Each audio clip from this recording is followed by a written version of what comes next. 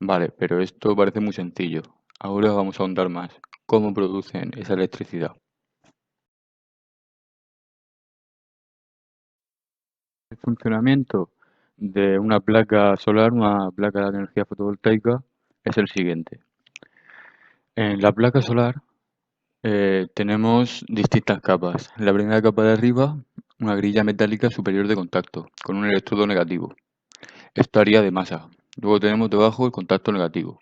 Bien, debajo un semiconductor negativo de silicio. Es muy importante que esto de que sea de silicio, porque si conseguimos electricidad gracias a la placa solar es porque mediante este mineral, mediante el silicio.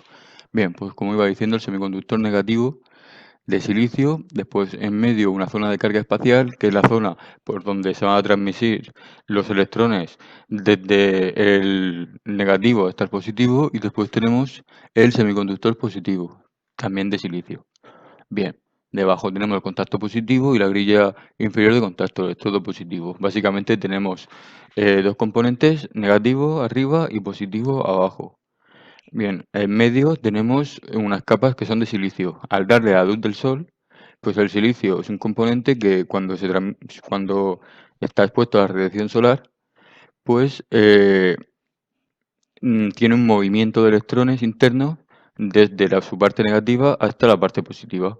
Entonces, mediante este movimiento de electrones, conseguimos electricidad, porque como bien sabemos, la electricidad básicamente es conseguir mover electrones, ya sea mediante turbinas, mediante energía térmica calentando y que el humo mueva turbinas, maremotriz que la marea mueva turbinas, en una presa que la misma caída del agua mueva una turbina y genere electricidad. Básicamente siempre es el movimiento de electrones, desde el lado negativo hacia el positivo, y de ahí conseguimos la electricidad.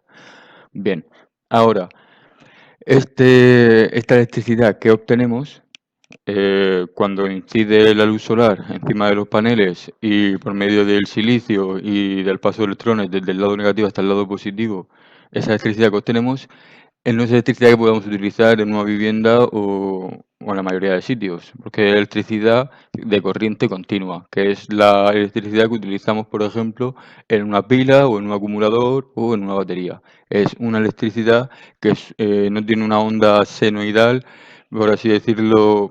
La corriente alterna tiene varias ondas senoidales que van cambiando entre positivo y negativo, y con esta variación pues conseguimos que esa electricidad pues sea más fácil de transportar y de utilizar, y es la que utilizamos normalmente en todos los sitios. Luego tenemos la de corriente continua. La de corriente continua, esta onda senoidal es distinta, entonces no va cambiando entre positivo y negativo. Siempre tiene una parte positiva y siempre tiene una parte negativa. Cuando se pasa los electrones de la parte negativa a la positiva, se descarga el acumulador, la batería o la pila o lo que haya, y entonces hay que volver a cargarlo y volver a pasar esos electrones a la parte negativa para después volver a utilizarlos.